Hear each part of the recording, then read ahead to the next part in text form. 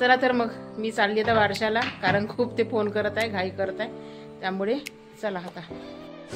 नमस्कार, मी वर्षा आणि माझ्या एका नवीन मराठी ब्लॉगमध्ये तुमच्या सगळ्यांचे स्वागत.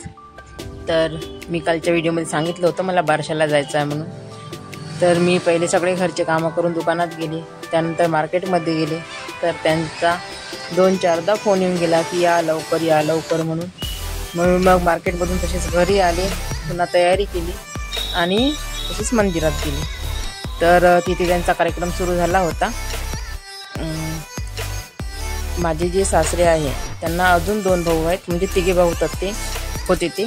तर दुसऱ्या नंबरचे जे सासरे आहेत त्यांची मुलगी आहे आणि तिची हे नात आहे, म्हणजे त्यांच्या मुलीचं बारसं होतं, म्हणजे त्यांच्या नातीचं.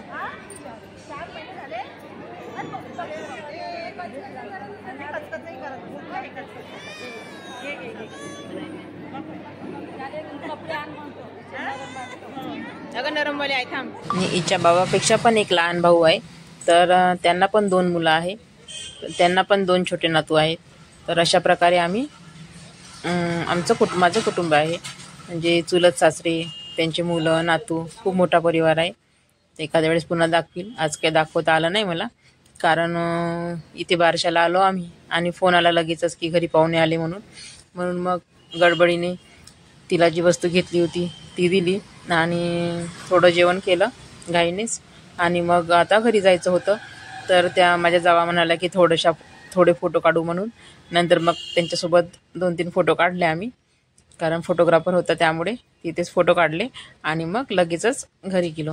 हे मंदिर मला दाखवता आलं नाही, जगन्नाथ बाबाचा मठ आहे हा.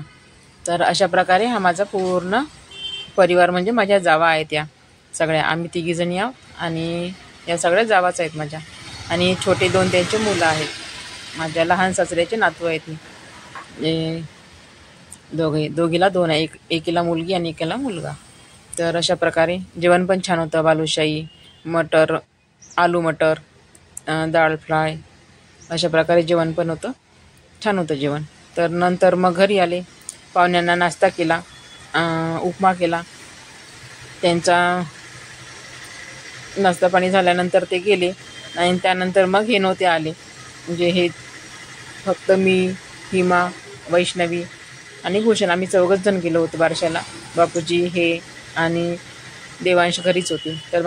तर मी मागच्या व्हिडिओमध्ये तुम्हाला सांगितलं होतं मला तूप बनवायचं आहे म्हणून. तर मी तूप बनवून घेतलं आणि त्यापासून जे दूध निघालं त्यापासून मी पनीर बनवलं होतं. तर त्याचीच आता मी पनीर भुर्जी बनवणार आहे.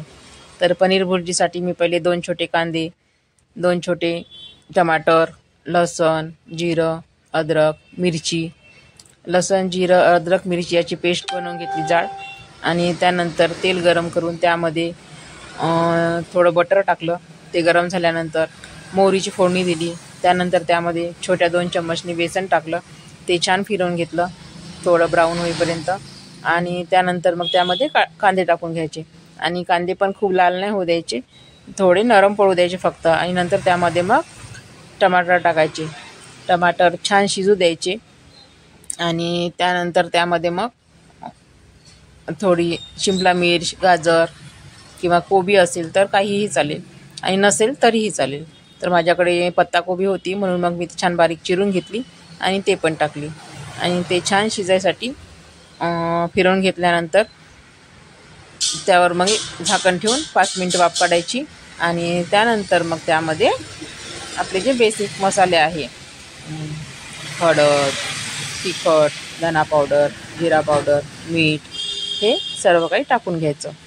आणि हे सर्व टाकल्यानंतर छान फिरवून घ्यायचं तेल सुटेपर्यंत. छान मसाले सगळे फिरवून घ्यायचे आणि त्यानंतर त्यामध्ये मग थोडंसं पाणी टाकायचं मसाले शिजायसाठी. म्हणजे पाणी टाकल्याने काय होते, त्याच्यात छान मसाले पूर्ण एकजीव होते. त्यामुळे पूर्ण मसाले छान शिजले की मग त्यामध्ये मग पनीर टाकायचं फोडून. तर मी घरीच पनीर बनवलं होतं, त्यामुळे मग ते पनीर छान हाताने फोडून घेतलं, बारीक करून घेतलं. त्यानंतर ते मग मसाल्यामध्ये टाकून घेतलं आणि पनीर टाकल्यानंतर छान ते पनीर फिरवून घ्यायचं. आणि त्यानंतर मग त्यात थोडं पाणी टाकायचं. म्हणजे मी थोडी भाजी सुकी नव्हती बनवणार, थोडी लतपतच बनवणार होते. थोडा किंचित रस्सा. तर म्हणून मग त्यामध्ये थोडंसं पाणी टाकून घेतलं आणि छान मग उकडी येऊ द्यायची, कारण बेसन टाकल्यामुळे बॉन्डिंग छान येते त्याला भाजीला आणि खूप छान लागते भाजी ही. करून बघा नक्की तुम्ही. तर अशा प्रकारे मी पनीरची भुर्जी बनवते. तर पनीरची भाजी बनवून घेतली, थोडा भात मांडला आणि पोळ्या केल्या. आणि हे दुकानातून यायचेच होते, कारण हे ड्युटीवरून आले आणि बारशाला नव्हते आले, तर दुकानातच होते हे. तर अशा प्रकारे पनीर भुर्जी तयार झाली. उकडी आल्यानंतर त्यामध्ये थोडासा सांबार टाकून घ्यायचा छान आणि त्यानंतर मग गॅस बंद करून द्यायचा आणि थोड्या भाजी थंड झाली की पुन्हा घट्ट येते ती. तर अशा प्रकारे मी पनीर भुर्जी बनवते. तर ही रेसिपी आवडल्यास लाईक, शेअर आणि सबस्क्राईब करा आणि पुन्हा भेटू एका नवीन व्हिडिओसह. तोपर्यंत सर्वांना बाय बाय आणि शुभरात्री.